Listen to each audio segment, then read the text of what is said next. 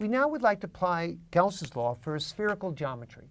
Let's take a sphere of radius a with a uniform charge density rho.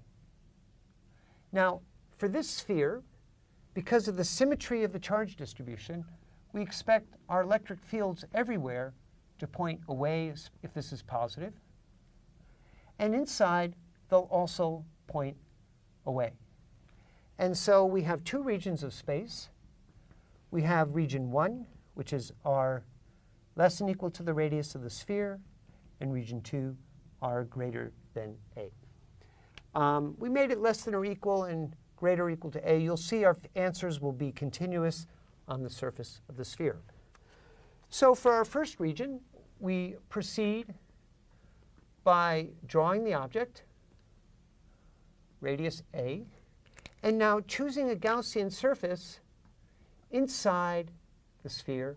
Our parameter r, the radius of our GS Gaussian surface, is the parameter in this problem. And again, let's just shade the charge enclosed. And we can now apply Gauss's law for this region.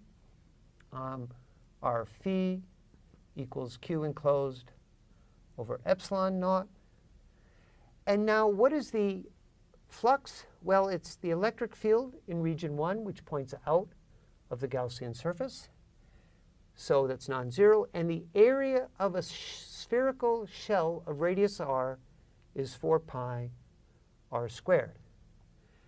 Now, the charge enclosed, because rho is uniform, is just the density of the charge times the volume of the Gaussian surface, not the whole sphere, but the Gaussian surface divided by epsilon naught.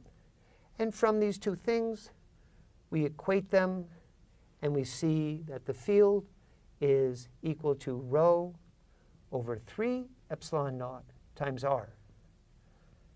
And it points radially outward. And what we see here is a very interesting thing, that the electric field grows linearly inside the sphere. That was exactly the same result we had for the cylinder and for the slab, that the field goes linearly inside. Now, what about outside? Well, outside, I'll make my sphere a little smaller. So now we're in the region r bigger than a. I'll pick my Gaussian surface outside. I give it the same parameter r, but notice r means something different in this calculation because we're outside. And when I set up the flux equals the charge enclosed over epsilon naught, the flux is still E times 4 pi r squared.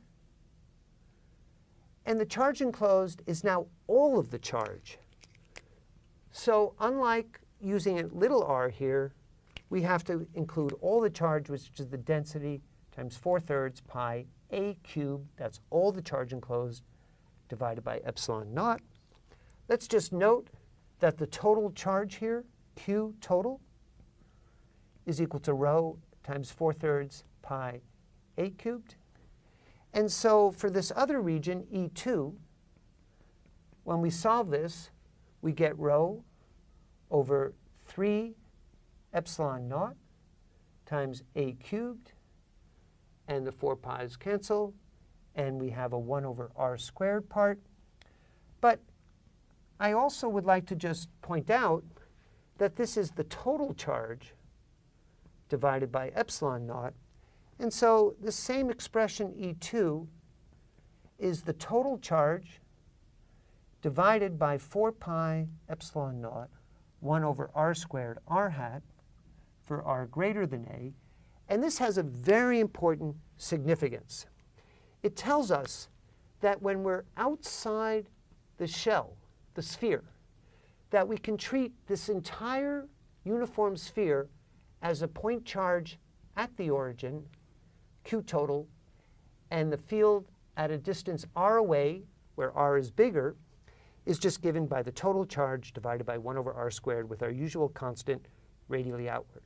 So when you're outside a spherical distribution of charge, it looks like it's a point charge at the origin. When you're inside the spherical distribution of charge, the electric field is a little more complicated. It grows linearly with r.